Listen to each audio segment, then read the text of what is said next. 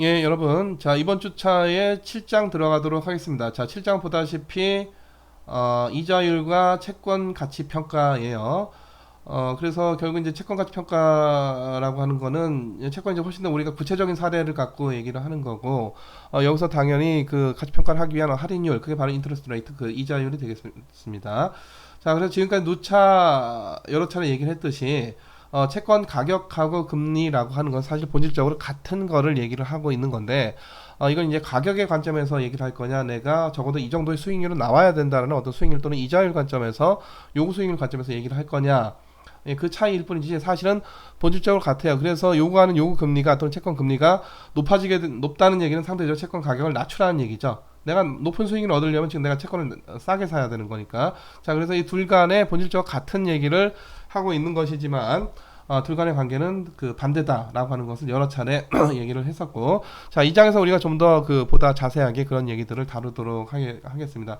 자, 또 하나 이제 이 채권 투자에 있어서 이게 동태적으로 어떻게 되느냐 하는 건 이게 조금 이 어려운 문제가 이제 있는데, 자, 그 문제는 지금까지 우리가 다루지 않았던 그 우리가 채권 투자에 따른 어떤 동태적으로 채권 투자 성과를 평가하는 이런 내용들까지 다 우리가 다루게 되겠고요. 이 7장이 또 여러분들 좀 중요하게 잘 봐야 되는 게, 사실 채권이라고 하는 게 이 알고 보면은 별거 아니에요. 그냥 돈 빌리고 빌려주는 일반적인 어떤 대출 거래하고 크게 다를 바가 없음에도 불구하고 여기에 등장하는 좀 특이한 용어와 개념들이 있기 때문에 보통 경영 경제를 전공하지 않은 사람이 채권을 이해한다라고 하는 건 거의 불가능에 가깝고요.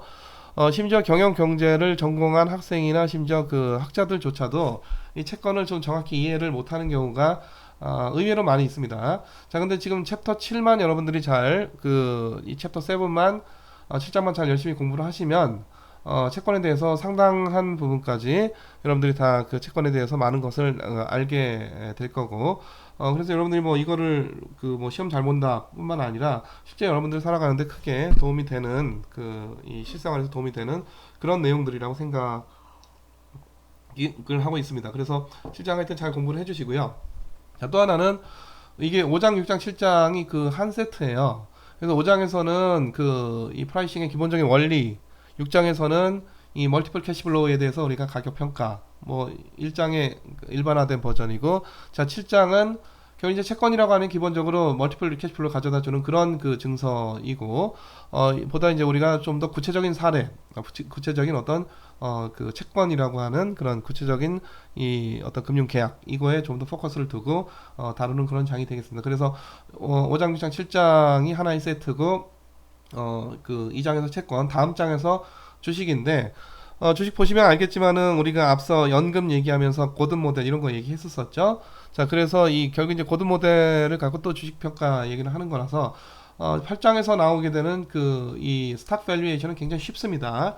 반면에 이 채권은 내가 방금 전에 얘기했듯이 여러 가지 용어와 개념들이 등장을 해서 사실 별게 아닌데 굉장히 어려움을 겪게 되는 그런 이 금융 거래가 바로 채권이 되겠습니다. 자, 일단 우리가 은행 대출하고 채권 발행을 비교를 해서 보면, 은행 대출도 돈 빌리고 빌려주는 거래고, 차주는 돈 빌리는 거고, 은행은 돈 빌려주는 거고, 뭐 그런 금융 거래, 금융 계약이고, 채권도 채권 발행하는 쪽에서 채권 팔아가지고 사실 그 돈 조달, 캐시 조달하는 건데, 현금 조달, 자금 조달하는 건데, 조달을 한다는 게 결국 돈을 빌리는 거죠. 채권은 내가 이 돈을 잘 갚겠습니다 하는 그런 증서, 증권이 되는 거고. 그래서 증권 발행해서 채권 판다. 그 얘기는 채권 발행해서 돈을 빌린다. 그리고 채권을 사는 사람은 내가 이거를 채권을 뭐 사서 씹어 먹는 게 아니라 채권 사서 돈 빌려주는 거죠. 이 채권 발행자한테. 그래서 사실은 은행 대출도 그렇고 채권도 그렇고 이게 양자 간의 채무 채권 관계 형성이 되는 그런 이 돈을 빌리고 빌려주는 그런 금융 거래 또는 금융 계약이다라는 면에서 둘 다 상당히 공통적이다 이렇게 볼 수가 있겠고요, 기본적으로.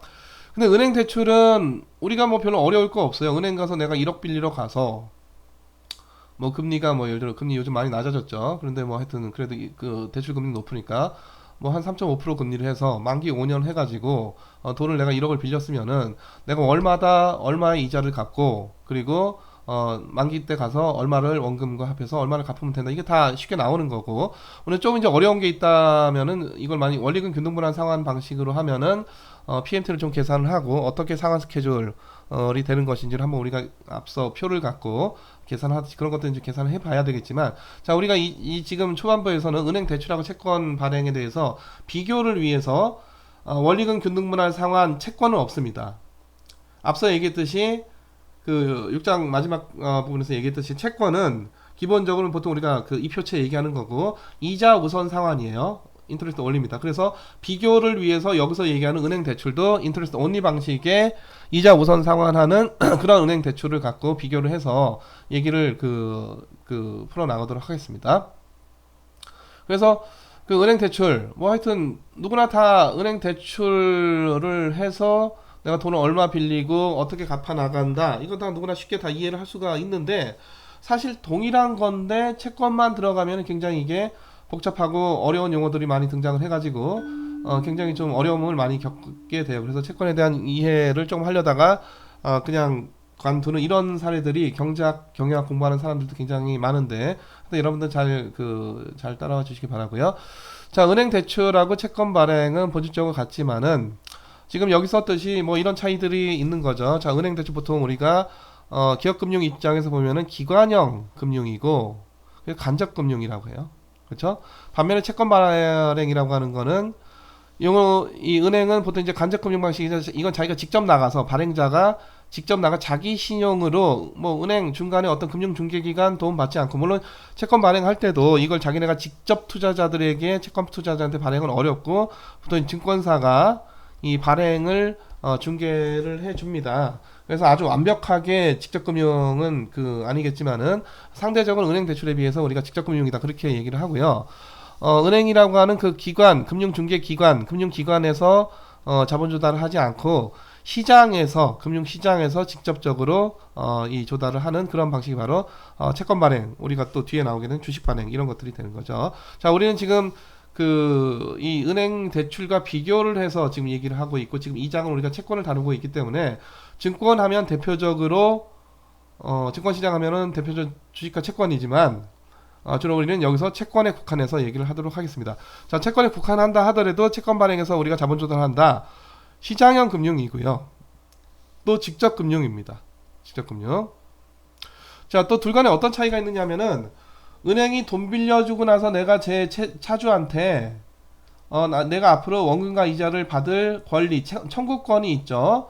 그 청구권이 바로 대출 채권이 되겠는데요. 대출 채권. 요 대출 채권을 제3자한테 양도, 다시 말해서 팔 수 있느냐? 그게 안 돼, 이거는. 그래서 이 대출 채권이 뭐 유통시장이 있어가지고 이 세컨더리 마켓이 있어서 대출 채권이 사고 팔린 그런 시장이 있다? 없습니다. 이건 없어요. 그렇다 보니까 차주와 대주인 그 은행의 관계가, 그 1대1 관계가 만기까지 그대로 유지가 돼요. 반면에 채권은 이 채권이 한번 발행되고 나서, 채권이 발행되면은 채권 발행자는 이 캐시를 조달해 돈을 빌렸고, 돈을 빌려준 놈은 이 채권을 들고 있고 내가 앞으로 채권 발행자한테 원금과 이자를 이렇게 받을 수가 있다라고 하는 하나의 권리 또는 그 청구권을 들고 있는 건데, 이게 만약에 내가 여차하면 내가 만기까지 그냥 들고 가도 되지만, 만기 보유해도 되지만 만기까지 들고 가지 않고 내가 여차하면 그냥 시장에다 어떻게 하면 돼? 매각을 할 수가 있어요. 무슨 시장이 있어? 채권 시장이 있다. 채권 시장이. 그래서 채권 시장에서 기본적으로 증권으로서 또는 유가증권으로서 거래가 된다. 자, 그 얘기는 빌려간 발행자 차주는 거기 가만히 있지만은 돈 빌려준 채권자들, 이 대주자들이죠. 대주자들이 채권을 샀다 팔았다를 하면서 채권자들이 계속 어떻게 된다? 달라지게 된다. 물론 이제 그 채권이라고 하는 거는 1억짜리 채권 이런 건 없고, 기본적으로 채권 하면은 액면가, 보통 이제 액면가 단위로 얘기를 하는데 1액면에 보통 우리나라에서는 1만 원이고요. 미국에서는 1000달러가 되겠는데, 그래서 내가 1억 원 조달해야 된다. 그러면 이거를 만 액면을 발행을 해야 되는 거죠. 그래서 이렇게 분할 다 쪼개져서 발행, 증권의 특징이죠. 다 쪼개져서 발행이 되는 그런 것인데, 자, 그렇다 보니까 여기서는 1대1 관계가 되지만 차주와 대주가 은행 대출은 여기서는 발행자 돈 빌리는 놈 한 놈이지만 채권자가 여럿입니다. 여럿이고 굉장히 많고, 이 중에 일부는 만기까지 쭉 들고 가는 만기 보유자도 있겠지만은 이 중에 또 상당수는 어떻게 한다? 이거를 시장에 갖다 팔아. 또 시장에서 또 산 놈이 또 만기가 쭉 들고 갈 수도 있지만 또 이 중에 일부는 또 시장에 또 갖다 또 팔아요. 그래서 계속 이 채권 시장에서 샀다 팔았다 하는 그런 거래가 이 채권이 소멸되는 만기까지 가서 소멸되는 그 시점까지 채권 거래가 이루어지게 되는 것이죠. 그런 차이가 있는 겁니다. 그런 차이가.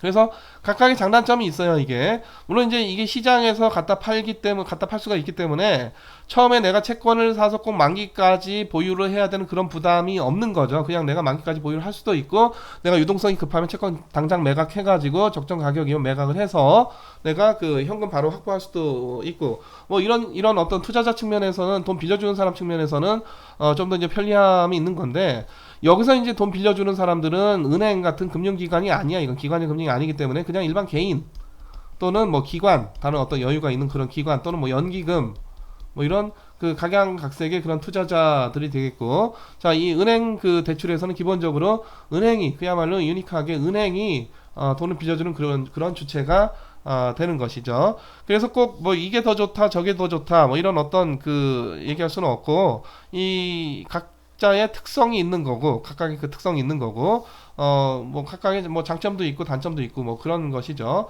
자, 그래서 본질적으로 돈 빌리고 빌려줘서 채무채권 관계가 형성되는 그런 금융계약 또는 금융거래를 하는 거는 공통적인데, 자, 은행 대출하고 채권 발행은 기본적으로 이런 그 차이가 있다라고 하는 것을 여러분들이 다시 한번 한번 상기를 해 주시기 바랍니다. 그래서 여러분들이 뭐 이건 뭐 쉽게 다 여러분들이 다 이해할 수 있는 그런 상황이라고 봐요.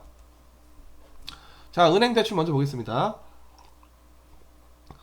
자, 앞서 얘기했듯이 뒤에 나오는 채권은, 우리가 곧 그 본격적으로 다룰 채권은 원리금 균등분할 상환 방식의 채권은 없고 항상 인터넷 온리 방식의 채권만 있기 때문에, 자, 채권과의 비교를 위해서 기본적으로 이자 우선 상환 대출을 고려를 하겠습니다. 그러니까 이자만 찔끔찔끔 내다가 만기 가서 원금하고 이자 한꺼번에 와장창 내는, 자, 그런 대출이고요. 자, 여기서 그 은행 대출은 이제 액면 대출이다라고 하는 말이 나오는데, 요 액면 대출이라고 하는 거는 뒤에서 나오는 그 채권은요, 채권에 액면가가 있는데, 액면가, 그러니까 발행자가 이 가격에 좀 팔렸으면 액면가 보통 우리나라에선 1만원, 미국에서는 1000달러라고 했죠. 자, 근데 채권은 그때그때 상황에 따라서 채권 가격이, 그 채권 시가가 액면가랑 같을 수도 있고, 이게 할인채일 수도 있고 할증채일 수도 있어요. 그러니까 가격이, 액면가는 10,000원으로 고정되어 있지만 이 채권 가격은 그때그때 상황에 따라서, 왜 그때그때 상황에서 가격이 달라지느냐는 뒤에서 얘기하겠지만은, 이게 액면가랑 같을 수도 있고, 그럴 때 우리가 액면채라고 하고, 액면가보다 낮을 때를 보통 우리가 할인채, 디스카운트 반드라고 하고, 더 가격이 높을 때, 그런 사례는 많지는 않지만 보통 우리가 할증채, 프리미엄 반드라고 합니다. 그래서 이 가격하고 액면가가 얼마든지 이게 달라질 수 있는 여지가 있다는 거고, 그래서 그 얘기는 처음에 채권 사는 사람이 액면가로 채권을 사면은 결국 10,000원 빌려준다 이런 얘기고, 만약에 할인채로, 할인은 예를 들어 9,800원을 채권을 사면은 액면가는 10,000원이지만 이 처음에 채권 사는 사람이 얼마 빌려준다? 9,800원을 빌려준다 이런 의미예요.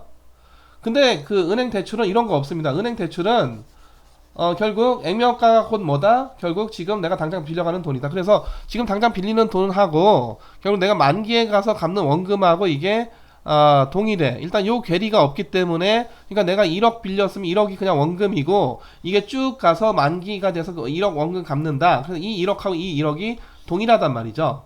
근데 채권은 이 만기의 원금이 바로 액면가인데, 만기의 원금이 1만원인데 지금 내가 1만원짜리 액면가로 써가지고, 자, 어떤 기업이 1만원짜리 액면가를 써가지고 시장에 발행을 했는데, 내가 지금 조달하는 돈은 1만원이면 좋겠지만 1만원, 그러니까 액면채면 좋겠지만 1만원이 보통 안 되고 할인채로 발행이 됩니다. 할인채로 예를 들어 9,800원. 그래서 이 괴리가 생겨요. 이 괴리가. 그러니까 내가 지금 당장 빌리는 돈은 9,800원인데 결국 내가 나중에 만기 가서 원금이랍시고 갚아야 되는 돈은 1만 원이란 말이죠. 액면가를 갚아야 되는 거니까. 근데 은행 대출은 이런 복잡성이 없다. 이런 복잡성이 없다. 다시 말해서 결국 이 빌리는 돈이 곧 원금이고 이게 결국 만기에 가서 갚게 되는 그 원금이 되겠습니다. 그래서 내가 은행 가서 내가 그 돈 1억 빌리는 경우를 한번 생각해 봅시다. 자, 논의의 편의상 보통 우리가 이자 우선 상환 이런 거 잘 안 하는데 있다고 이걸로 지금 우리가 빌린다고 하고 보통은 월납을 하는데 자 논의의 편의상 우리가 1회에 납부 월납이 아니라 연 1회를 이자를 납부하는 자 그런 이 대출을 생각을 해보죠. 자 그래서 내가 은행 가서 은행 직원한테 자 만기 3년이고요 3년으로 해서 1억 빌려주세요 뭐 이렇게 얘기를 하죠.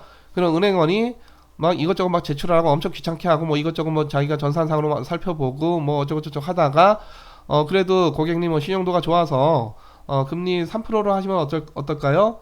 뭐 이렇게 얘기를 합니다. 그럼 이제 내가 그래요? 금리가 좀 높은 것 같아요. 내가 다른 은행 갈까? 다른 은행 가서 알아보니까 2.8%인데 내가 그래도 이 은행하고 많이 지금까지 거래를 해왔기 때문에 그래도 왔으니까 좀 잘해주세요. 그러니까 지금 금리를 갖고 딜을 하고 있어요. 그쵸? 금리를 갖고. 그러니까 지금 만기 3년 이거 이제 합의됐고 오케이고 1억 빌려준다. 이것도 합의됐고 원금도 1억이고 지금 은행원하고 나하고 뭘 갖고 금리를 갖고 지금 서로 간에 딜을 하고 있습니다. 그쵸? 자 그래서 은행은 처음에 3% 제시했고 나는 그거 좀 비싸다. 비싸니까 나 좀 다른 은행으로 갈 수도 있다. 그러니까 2.8로 합시다. 한번 세게 나가보는 거죠. 너무 약하게 나갔나? 근데 하여튼 은행원이 그래요? 하면서 그러면 고객님 중간쯤 해가 2.9% 어때요? 했더니 나 그래 또 다른 은행 가기도 귀찮고 내가 또 이 은행을 많이 거래를 했고 그래서 좋습니다. 그럼 2.9로 합시다. 해서 2.9%로 낙찰이 된 거죠. 서로 간에 협의가 된 거지. 협의가. 자 그러면 2.9%로 협의가 돼서 결국 대출 계약이 성사가 되면 나는 1억 원을 빌리게 되고 그럼 앞으로 어떻게 되느냐? 앞으로 내가 지금 1억 원을 지금 나는 빌리고 1년, 2년, 3년의 그 시간에 따라서 1년 말 가서 얼마? 이자 290만 원 냅니다. 왜? 2.9%니까. 그렇죠? 그리고 2년 말에 가서 역시 또 얼마? 2.9%에 해당하는 금리 얼마? 이자 얼마? 290만 원 내요. 그리고 만기 3년째 가서 원금 1억하고 뭐를 290만 원을 잘 내면은 이게 계약이 완전히 소멸이 되는 것이죠. 만기 종료가 되는 것이죠. 자, 요런 구조예요. 요런 구조. 그래서 지금 이 상황을 여러분들 한번 상상을 해보시면은 이 은행 대출에 대해서 어려울 게 전혀 없고 내가 지금 얼마 빌리겠다 1억 빌리고 싶다 물론 이제 은행 가서 내가 10억 빌려주세요 하면 은행이 너한테 어떻게 10억을 빌려줘 한도가 3억밖에 안 돼 이런 한도가 뭐 있을 수도 있는데 그런 건 이제 없다 치고 자 1억 오케이고 만기 3년 오케이고 그 다음에 우리는 뭐를 갖고 대출 금리를 갖고 이제 딜을 하게 되는 것이죠. 대출 금리를 갖고 우리 이제 여기서 이제 더 세부적으로는 이게 이제 일단 월납을 해야 된다든가 이게 이자 우선 상환이냐 원리금 균등분할 상환이냐 뭐 등등등 그리고 이제 뭐 또 담보 잡을 거 있느냐 또는 뭐 예를 들어서 우리가 다른 누가 보증해주냐 또는 보증기관 어떤 보증서 끌어왔느냐 뭐 이런 좀 복잡한 여러 가지들이 실제는 있어요. 근데 이런 거 다 이제 우리가 채권과 비교해서 다 없다 치고 자 지금 만기 3년 1억 빌리는 거 다 뭐 이거에 대해서 서로 간에 어떤 이의가 없는 거고 그래서 지금 보다시피 뭐를 갖고 이 대출 금리를 갖고 적절히 조정을 해서 대출 계약이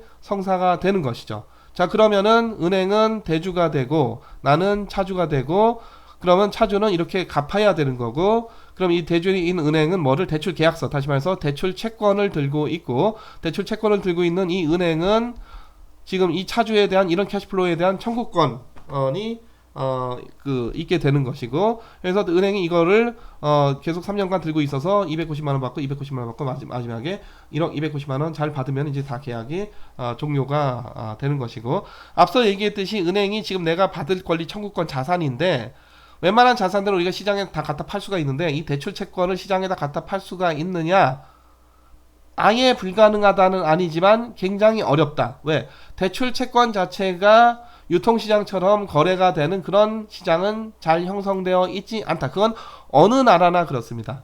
어느 나라나. 왜냐하면 이 계약서 자체가, 대출 채권 자체가 어떤 하나의 어떤 표준적인 특성을 갖는 어떤 표준 계약서가 아니라서 그래요. 그냥 케이스 바이 케이스는 다 다른 거지. A한테 빌려준 거, B한테 빌려준 거, C한테 빌려준 거, D한테 빌려준 거 수십만 명한테 빌려준 대출 계약서 케이스 바이 케이스로 다 달라요. 다 다른데 이걸 시장 가서 누구한테 어떻게 팔겠습니까? 그래서 기본적으로 이런 대출 채권의 그런 시장은 형성되어 있지 않다. 그래서 대출 채권 팔기는 굉장히 어렵다는 얘기 다시 한번 여러분 상기를 해주시고, 자, 지금 은행 대출 같은 경우에는 우리가 이와 같이 굉장히 쉽게 이해를 할 수가 있겠습니다. 자, 반면에 채권이 문제인데, 채권은, 자, 일단 채권은 은행 대출은 앞서 봤듯이 1대1 계약이지만 이 채권은 1대1 계약이 아니라 1대 다수의 계약이에요. 그렇죠? 그러니까 발행자는 이제 한 명인데 이게 돈 빌리는 놈이지, 이제 차주죠. 주로 이제 발행은 국가가 빌리거나 정부채, 회사채.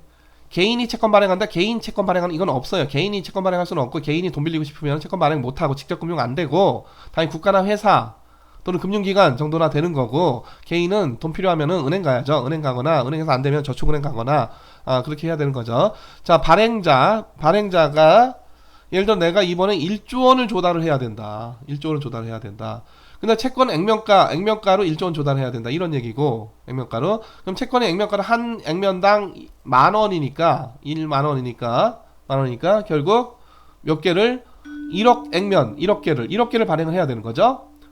자, 그래서 1억 개를 이놈 저놈한테 막 팔다 보니까 당연히 이 채권 거래에서는 이 돈 빌리는 이 발행자, 차주와 돈 빌려준 채권 사주는 이 사람들의 관계가 1대1이 아니라 1대 다가 된다. 1대 다가 된다.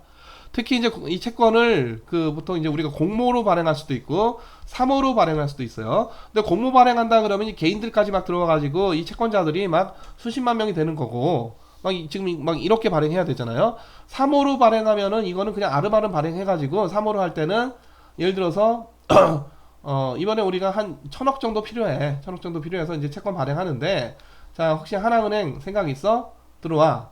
뭐 신한은행 생각 있어? 뭐 어떤 이런 삼성생명보험 생각 있어? 뭐 어떤 국민연금기금. 그래서 한 뭐 이런 서너 개 기관 정도에다가 연락을 해서 너는 한 300억 정도, 너는 한 200억 정도, 너는 한 200억, 너는 한 100억 정도 이렇게 인수를 해주긴, 이건 이제 협상을 해요.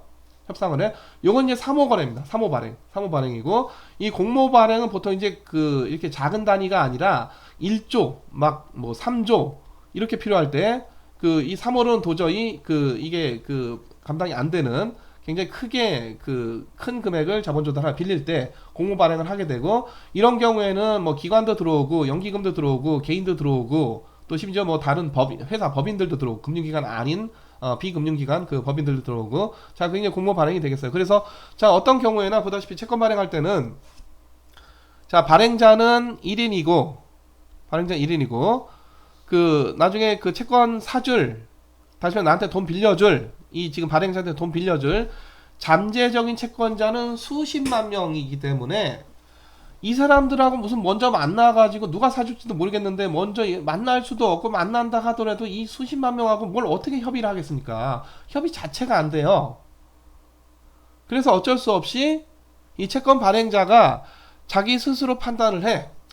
자, 내가 시장에서 나를 어떻게 평가를 할 것인가, 뭐 자기 판단을 잘 해야 되는 거죠. 자기 주제를 잘 알아야 되는 거지. 소크라테스가 내 자신을 알라고 했죠. 그래서 스스로 잘 판단을 해서 시장에서 나에 대한 평가가 이럴 것이다를 자기가 예측하고 가늠을 해서 채권을 자기가 찍어냅니다.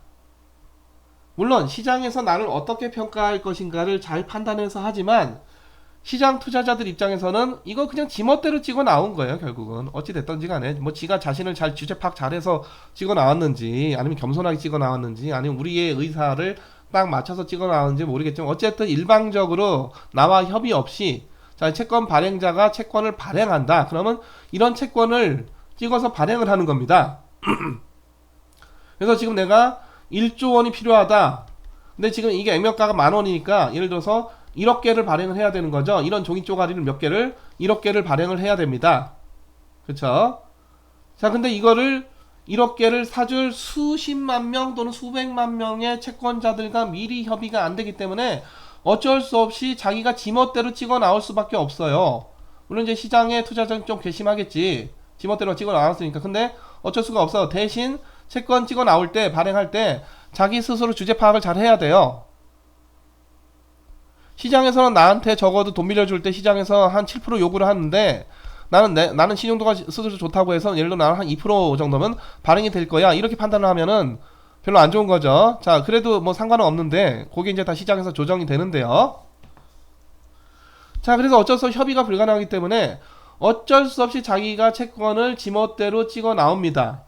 찍어 나와요. 자, 그래서 이런 채권을 찍어서 이걸 이제 발행하고자 하는 거지. 그래서 과거에는 실제 이런 종이 채권이 있었어. 이런 종이 채권이.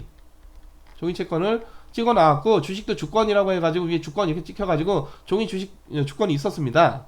근데 지금 우리가 뭐 계속 기술이 발달하고 금융이 발달하고 또 서로 간의 신뢰도가 높아지고 하다 보니까 요즘에 이거 종이 채권 이런 거 안 찍죠. 하지만 여러분들에게 지금 이 설명의 편의를 위해서 이런 종이 채권을 찍는다고 이렇게 설명을 하는 거고, 실제로 최근에 와서는 이른바 다 이게 전자채권이라고 해가지고, 그래서 여러분들 아마 전자채권법도 있어요. 거의 모든 채권들이 전부 다 종이채권 없어지고 전부 다 전자채권, 다 전자적인 기록만 있어. 전자적인 기록만 있어가지고 우리 그 예탁결제원이라고 있거든요. 여의도에 예탁결제원, 한국 예탁결제원, 한국 증권예탁결제원인가 뭐 그런 데가 있는데 거기에 전자적으로 다 기록이 돼. 그래서 누가 발행했고 이건 누가 들고 있고 이게 다 예탁결제원에 다 있고, 심지어 우리가 주식 사도 삼성전자 주식 사도 삼성전자 주식 종이 주식 이거 본 적 있습니까?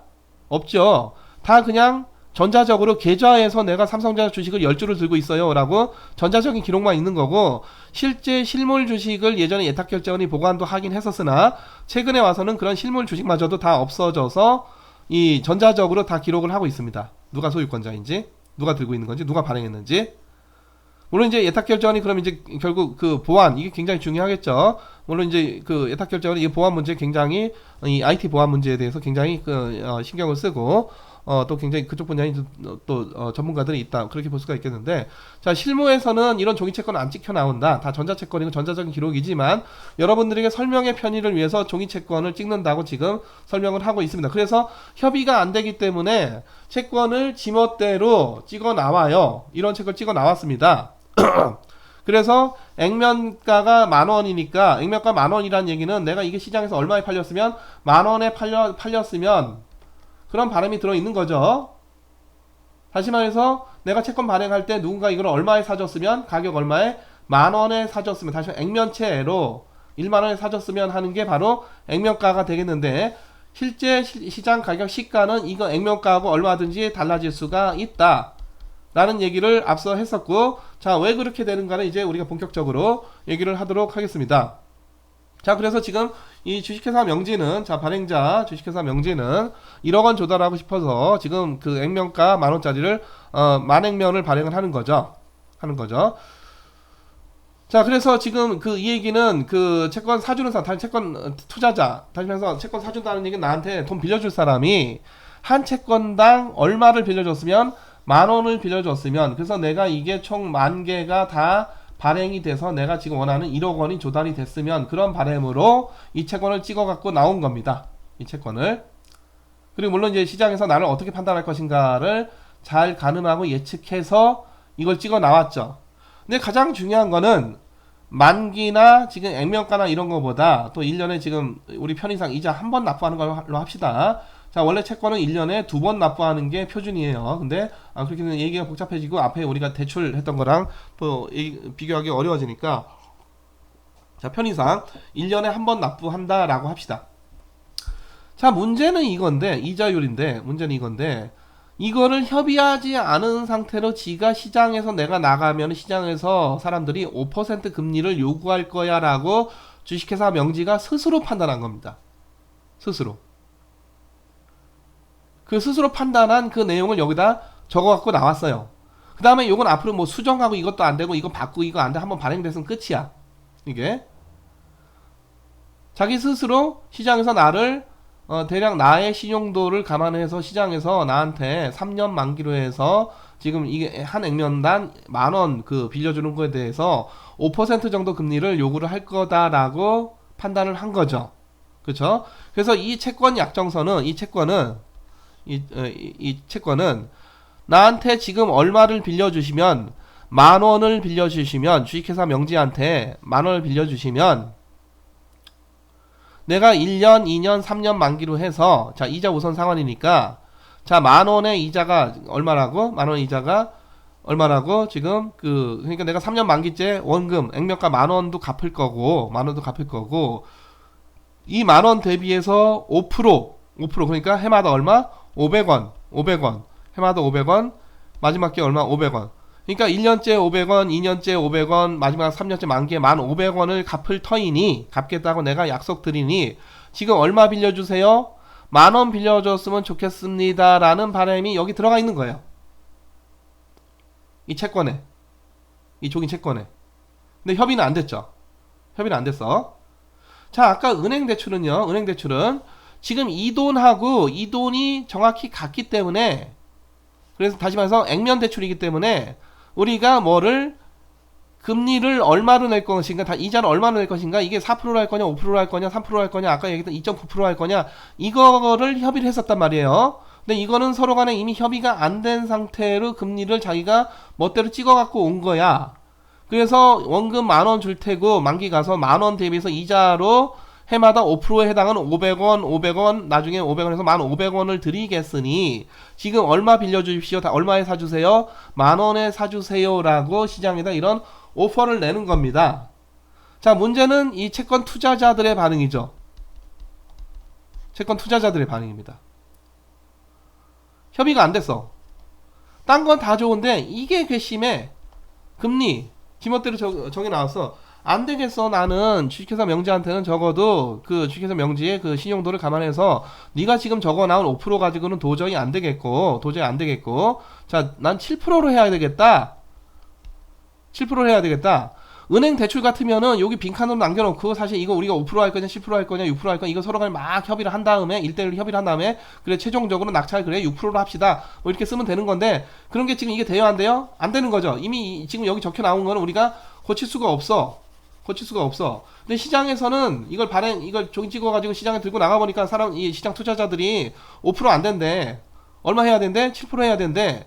그러니까 이 투자자들이 이거 다시 찍어 그래요. 근데 이거 채권 찍는 것도 돈 들어. 이거 사실 이거 예전에 조폐공사에 맡겨가지고 꽤 큰 돈 들여가지고 채권도 찍고 주식도 찍고 그랬었는데 물론 요즘은 이제 전자채권이기 때문에 그런 거 없겠지만 그래서 이거 안 되겠다. 이거 다시 찍어와 라고 했더니 주식회사 명지가 이 잠재적 투자자님 그럴 필요가 있을까요? 우리가 굳이 이걸 뭐 다시 고쳐오는 게 무슨 의미가 있습니까? 이 캐시플로우를 네가 원하는 게 지금 7%니까 7% 할인한 가격에 사. 나는 5%인지 알고 들고 나왔는데 네가 도저히 뭐 7% 아니면 안 된다고 하니까 오케이 7% 좋고 나는 내가 생각했던 것보다 2%포인트 올라가지만 7% 좋으니까 내가 이걸 뭐 다시 찍어 나와야 될 게 아니라 너는 지금 7%를 원하니까 내가 앞으로 주는 이 500원 1,500원의 캐시플로우를 얼마로? 7%로 할인한 가격에 사시라고. 그러니까 내가 지금 만원 빌려줬으면 하고 들고 왔지만은 이거 안 빌려줘도 좋으니까 이거 얼마로? 연 7%. 그래서 네가 만기까지 들고 가면 해마다 얼마가 나오게끔 7% 정도 수익률이 나오게끔 하는 그런 가격으로 사시면 되잖아요. 그 가격만큼의 돈을 나한테 만원 빌려줄 게 아니라 그 돈을 빌려주면 되잖아요. 이렇게 반문을 한 거죠. 주식회사 명지가. 그러니까 투자자가 말 들어보니까 아 그래 그게 좋겠네 라고 해서 결국은 이거는 얼마를 7%로 디스카운트 한 가격으로 사게 됩니다. 그럼 채권 처음에 발행하고 최초로 인수하는 거래가 끝난 거죠. 그쵸? 자 그럼 7%로 디스카운트 한 가격이라고 하는 게 도대체 뭐냐? 자 뒤에서 볼게요. 자 이런 지금 우리가 캐시플로우의 흐름을 그리고 500원 이게 1년 2년 3년이 되는 거죠. 자 500원 이게 1,500원 지금 이 표율은 5%인데 시장에서 요구하는 금리 일드가 이게 일드예요. 이게 일드고 요걸 보통 우리가 채권 금리라고 합니다. 요거는 그냥 채권에 표시된 액면 금리 또는 표시 금리일 뿐이지 실질적인 금리나 이자율의 개념이 아닙니다. 이거는 이 원금 만원 대비해서 해마다 내가 이자를 해마다 얼마 낼 것인가 그거 그냥 표시한 것일 뿐이고 이거 금리가 아니야. 시장에서 요구하는 금리는 내가 지금 네가 발행한 이 채권 사서 내가 만기까지 들고 갔을 때 연 어느 정도 7% 정도의 수익률이 나야 되는 그런 수익률을 요구를 하고 있어요. 그래서 이 종이장을 다시 우리가 5%를 7%로 바꿔서 써서 나와야 될 게 아니라 그럼 네가 지금 7%로 할인한 가격에 사시면 되잖아. 이런 거죠. 그쵸? 자, 그 가격은 얼마입니까? 얼마입니까? 500원을 얼마로? 7%로. 이 지금 이거 표면 이자율 이거 5%가 아니라 시장에서 요구하는 요구 금리 요구 수익률 7%. 자, 이게 우리가 일드 또는 YTN 또는 우리가 채권의 유통 수익률, 유통 금리 또는 뭐 채권 금리, 채권 이자율 등등 여러 가지 용어들을 사용하게 되는데 요게 바로 본질적으로 중요한 이 채권 투자자한테 중요한 채권 수익률 또는 채권 금리예요. 요걸 우리가 여러 가지 용어를 사용을 하는 거죠. 채권 금리, 채권 이자율, 채권 수익률. 그러니까 사후적인 수익률이 아니야. 지금 내가 이거 지금 발행하는 이 지금 사전적인 이 시점이죠. 미래를 바라보면서 지금 발행자가 이런 캐시플로우를 주겠다라고 지금 약속을 하고 있으니까 나는 이런 캐시플로우에 대해서 이 발행자의 신용도를 감안해서 나는 적어도 7%로 할인을 해야 되겠다. 할인을 해야 되겠다. 그 가격에 다시 말해 나는 10,000원 못 빌려준다. 액면가 안 된다. 7%로 할인한 어떤 가격에 사서 내가 만기까지 들고 가면은 결국은 내가 해마다 7% 정도의 수익이 나오는 그런 정도의 낮은 가격으로 사겠다. 그래서 주식회사 명지도 그래 오케이 그럼 7%에 사세요 하고 파는 거예요. 그럼 물론 자기가 원했던 10,000원 조달은 안 되지만 더 낮은 가격 금액이 조달이 되는 것이죠. 자, 그 가격이 얼마냐? 자, 첫 번째 500원을 어떻게 7%로 할인을 하고 두 번째 500원을 얼마로 또 7%로 두 번째니까 7% 할인을 하고 자, 그리고 세 번째 1,500원을 얼마로 7%로 할인을 합니다. 그렇죠? 요거를 계산하면 돼. 요거를 이거. 자, 이거 계산하기 쉽잖아요. 계산하기 쉽죠? 이거 한번 연습 삼아서 제가 그 엑셀에서 계산을 해 보도록 하겠습니다. 자, 엑셀로 왔고요. 지금 500원 그리고 1,500원 이거. 자, 이거는 7%. 이거 나누기 1 플러스 0.07. 자, 이거 나누기 1 플러스 0.07 이거의 몇 승? 제곱. 자, 이거는 마지막 1,500원 나누기 1 플러스 0.07 이거에 몇 승? 3승. 이렇게 해야 되고 요걸 이제 다 합쳐주면은 그게 바로 뭐가 된다? 바로 그게 9,475원. 요게 바로 뭐다? 채권 가격이다. 다시 말해서 액면가는 10,000원이지만 할인가로 거래가 되는 거죠. 할인채. 자, 그래서 우리가 다시 엑셀 계산을 마치고 다시 돌아왔습니다. 얼마였죠? 9,450원이었었나요? 9,450원. 9,475원이었네요. 자, 9,475원입니다. 9,475원. 자, 그래서 요 가격에 요게 바로 뭐다? 채권 가격이에요. 채권 프라이스예요, 이게. 여기 채권 가격이야. 그러니까 처음 발행될 때 9,450원에 발행이 되는 거죠. 할인돼서. 그래서 이거는 뭐다? 할인채다.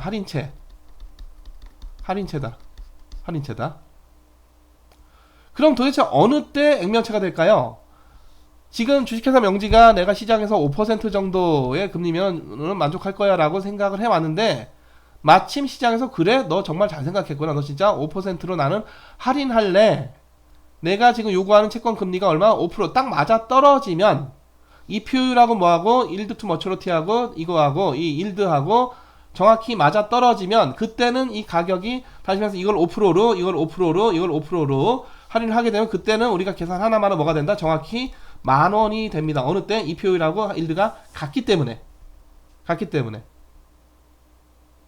그때 액면채가 되는 거죠. 그땐 그야말로 액면가대로 10,000원을 조달할 수가 있게 되는 건데 지금은 주식회사 명지는 발행자는 자기는 5%라고 생각했는데 시장에서 더 하시하게 난 7% 정도 받아야 돼 라고 요구를 했기 때문에 채권이 가격이 10,000원의 가치가 안 나오는 거죠. 그래서 얼마? 9,470원 9,470원의 가치가 나오게 된 것입니다. 그래서 결국은 채권을 1액면당, 액면가는 10,000원이지만 시가는 9,470원에 파는 거고, 그래서 결국은 주식회사 명지는 1액면당 얼마를 10,000원이 아니라 9,470원을 현금 조달을 빌리게 되는 것이죠.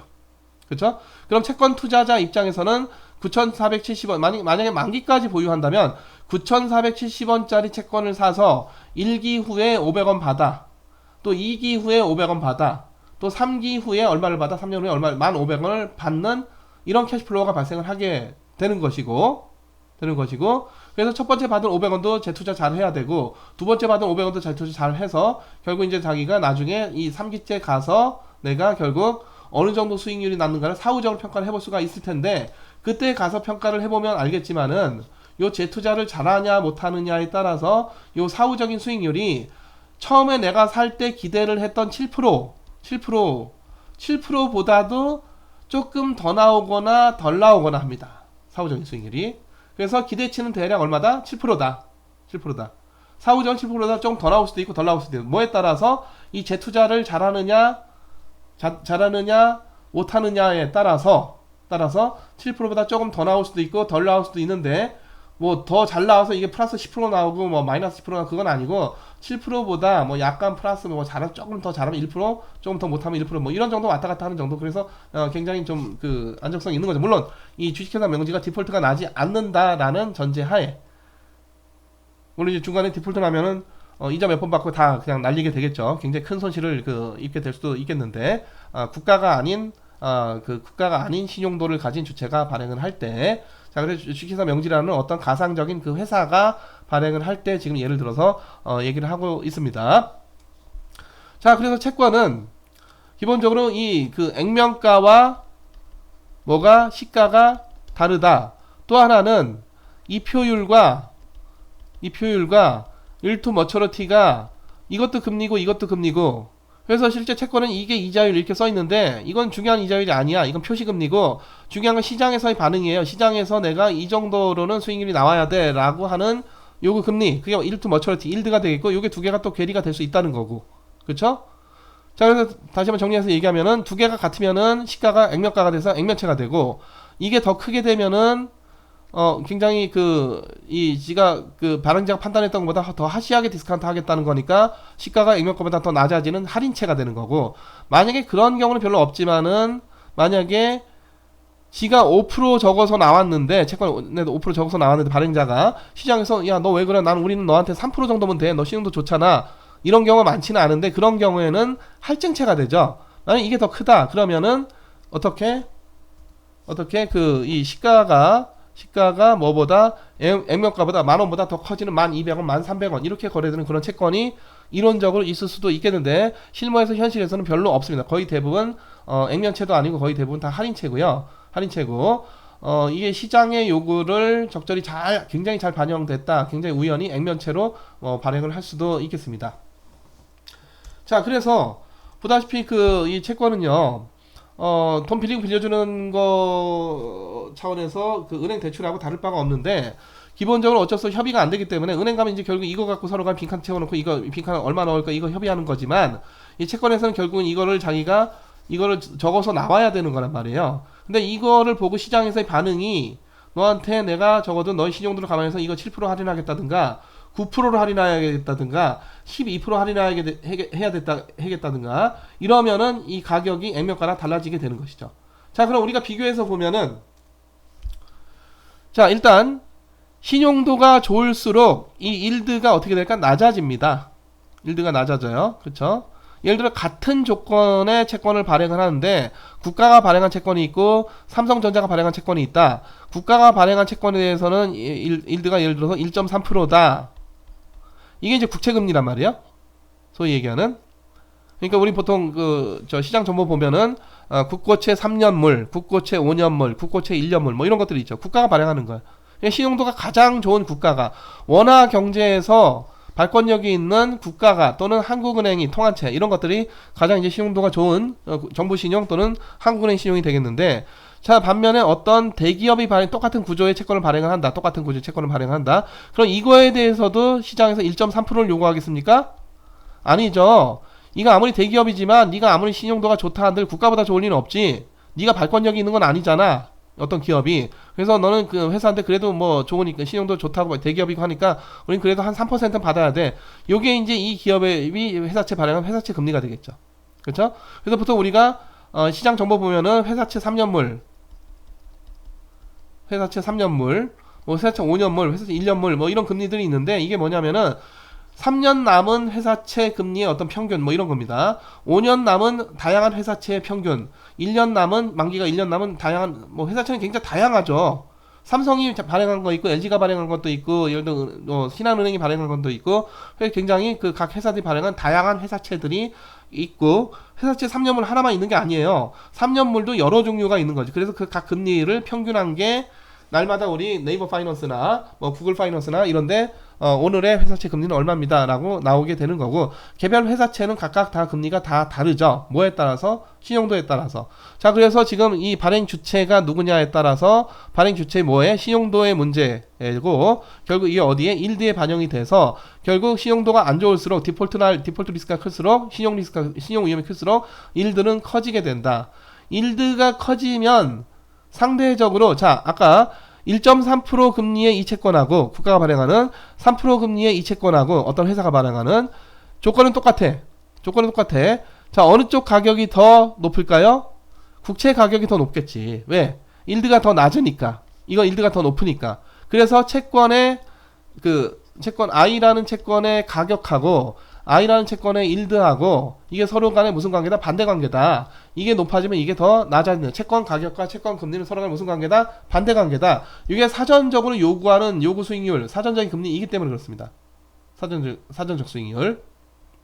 그리고 누차 얘기하지만 결국은 채권 가격에 대해서 우리가 가격 베이스로 얘기를 할 거냐, 내가 어느 정도 수익이 나야 된다는 어떤 수익률 관점에서 얘기할 거냐를 얘기하는 방식만 다른 거지 사실 본질은 같은 걸 얘기하고 있는 거예요. 그래서 사실 이게 가격이기도 하고 이게 가격이기도 해. 일드가. 그러니까 가격 얘기할 때 내가 액면가 그 만원짜리 채권 9,700원에 살게요. 안 돼, 나는 9,800원에 팔아야 돼. 뭐 이렇게 서로가 이제 협의를 할 수가 있는 거죠. 자, 반대로 이 파는 사람은 나는 4%에 팔래. 그러니까 4% 할인한 가격에 네가 가져라 이런 거죠. 안 돼. 나는 5%를 할인해야 돼. 그래서 서로 간에 뭘 갖고 일들을 갖고 매매하는 그 거래 협상을 하게 되는 겁니다. 위에 거는 가격을 갖고 얘기하는 거고 밑에 거는 뭘 갖고 수익률을 갖고 얘기를 하는 거예요. 그렇죠? 그래서 본질적으로 이 두 개가 같은 겁니다. 같은 거. 그러니까 일드가 결정되면 가격 나오는 거고 가격이 나오면 또 동시에 뭐가 나와? 일드가 나와. 근데 우리가 뒤에 가서 공부하겠지만 일드가 주어졌을 때 가격이 얼마냐 하는 건 아까 일드 7% 주어졌을 때 가격이 얼마냐 이렇게 그냥 나누기 더하기 이것만 다 계산하면 되는 거고요. 그렇죠? 반면에 가격이 주어졌어. 예를 들어 8,700원. 이게 굉장히 디스카운트 많이 했네. 도대체 어떤 할인율로 할인했길래? 그래서 가격이 주어졌을 때, 그러니까 일드가 주어졌을 때 가격 구하는 건 굉장히 쉬운데 가격이 주어졌을 때 일드를 구하는 거는 우리가 어떤 방식으로 전에 얘기했던 IRR 내부 수익률 방식으로 구해야 되겠습니다. 그렇죠? 그래서 채권에 대해서는 이 IRR이 꼭 뭐가 된다? YTM, Yield to Maturity가 되겠어요. 그래서 우리가 교과서에서는 일드가 결정되면 가격을 계산한다. 가격이 결정되면은 일드를 IRR 방식으로 계산한다. 이렇게 하지만 사실상 이 두 개가 어떻게 동시에 결정되는 거다. 아시겠죠? 자, 마지막으로 지금 채권이 지금 이렇게 발행이 돼서 만기까지 3년까지 쭉 가는 거기 때문에 이거는 전혀 안 변합니다. 발행자가 채무를 지고 있는데 이 채무를 다른 사람한테 양도한다. 그래서 이제 발행자를 바꿔. 딴 놈한테 이거 안 돼. 이런 거 안 돼요. 이런 거 안 변해. 만기도 안 변하고 만기 좀 줄입시다. 늘립시다. 안 되고 이자율 이거 우리가 쓱 지우고 다시 수정하면 이것도 안 되고. 자, 그리고 여기 있는 건 다 고정이 돼요. 그럼 채권에서 뭐가 변하는 거냐? 처음에 아까 얼마에 발행됐다고? 7% 할인한 9,400 얼마에? 75원인가? 이걸 발행이 돼서 그럼 이게 1년 지금 발행이 돼서 1년, 2년, 3년, 1년, 2년, 3년째 이게 결국 1,500원이 될 그런 채권인데 그러면 이게 채권이 처음에 9,475원에 이게 발행이 됐으니까 9,475원의 가격이 쭉 유지가 되다가 제일 마지막에 1,500원을 수렴하는 거냐? 그거 아니고 주가가 올라갔다 내려갔다 하듯이 요 채권 가격이 올라갔다 내려갔다 합니다. 뭐에 따라서? 일드에 따라서. 그러니까 일드하고 가격이 같이 변하는 거죠. 올라갔다 내려갔다. 발행할 때는 7% 할인율이 괜찮았는데 1년 지났더니 이제 2년 만기, 2년 남은 채권이 됐죠. 근데 굉장히 신용도가 안 좋아졌어. 그러니까 만기는 짧아져서 좋은데 신용도 굉장히 안 좋아졌어. 그래서 발행 시의 일들은 7%인데 연율로 1년 지나고 나서 할인율이 갑자기 12%로 변했다. 그럼 채권 가격이 확 꺼지게 되겠죠. 그래서 일드가 변하는 거에 따라서 일드가 다이나믹하게 변하는 거에 따라서 여기 채권 가격도 같이 올라갔다 내려갔다 올라갔다 내려갔다 합니다. 물론 주식만큼 크게 올랐다 내렸다 하지는 않아요. 이게 우량한 그 국채라든가 신용도가 우량한 국채나 회사채 중에서도 투자 우량 등급 채권 등은 그래서 크게 주식만큼 올라갔다 내려갔다 하지는 않지만 그래도 가격이 올라갔다 내려갔다 올라갔다 내려갔다 하다가 결국 만기 얼마로 1,500원으로 수렴을 하게 되는 그런 가격 경로를 갖게 됩니다. 자, 그래서 채권 자체는 전혀 변하는 게 없어요. 다만 뭐가 변한다? 채권 가격이 변한다. 가격이 변한다는 건 그때그때 또 역시 할인하는 일드가 변화한다. 일드가 변화한다. 할인율이 변화한다. 자, 또 뭐가 또 변할까? 시간이 가니까 만기가 점차 짧아진다. 잔존 만기가 달라진다. 또 하나 굳이 변하는 게 있다면 채권 소유권자가 바뀔 수 있다. 물론 채권 처음에 인수해서 발행될 때 최초 인수해서 끝까지 가지고 가는 사람도 있겠지만은 이게 내가 지금 당장 끝까지 못 기다리겠고 이거 500원 받고 500원 받고 나중에 1,500원 받는 지금 받는 거 못 기다리고 지금 당장 이 채권 가격에 상응한 가격이 적정 가격이 있고 그걸 누가 사주겠다고 한다면 나 그냥 팔고 나가겠다. 그래서 채권 시장에다 이걸 팔고 나가게 되면 채권의 소유권자가 바뀌게 되는 거죠. 채권자가 바뀌게 되는 거죠. 그렇죠? 그래서 채권자가 만기가 될 때까지 왔다 갔다 바뀔 수가 있겠습니다. 자, 그래서 지금 보셨듯이 은행 대출하고 채권하고 본질적으로는 다를 바가 전혀 없는 건데 단지 먼저 가서 1대1로 협상을 할 수가 있느냐? 기관형 금융이에요. 시장형 금융이기 때문에 1대1 협상이 안 돼. 1대 다수고 이건 미리 협상이 안 돼요. 그래서 어쩔 수 없이 자기가 지멋대로 찍어 나가는 바람에 결국은 채권에 표시된 표시 이자율하고 실질적인 실효적인 그 투자자들이 요구하는 일투 머처리티 일드하고는 괴리가 발생을 할 수가 있고 그렇기 때문에 이 채권의 가치가 액면가가 되기도 하고 할인채가 되기도 하고 액면채가 되기도 하고 할인채가 되기도 하고 할증채가 되기도 한다 라는 설명이었습니다. 그래서 자, 우리가 이번 7장 들어가기 전에 이 채권의 아주 본질적인 특성 그리고 은행 대출과 비교를 해서 최대한 여러분들에게 상식적인 수준에서 설명을 하고자 노력을 했으니까 요 앞에 있는 3개의 그 화면 이 슬라이드를 다시 한번 여러분들이 잘 음미를 하시기 바랍니다. 자, 그러면은 지난주 그 전주 여러분들이 아마 상당히 오랜 이 동영상 보느라고 많이 힘드셨을 텐데 일단 이번 주는 채권의 아주 기본에 대해서 소개하는 7장의 인트로덕션만 하고 자, 지금 여기서 이번 주차 강의를 마치도록 하겠습니다. 자, 그러면은 여러분들 건강하게 잘 지내시고요. 다시 또 다음 주차 강의에서 만나도록 하겠습니다. 고생 많으셨습니다.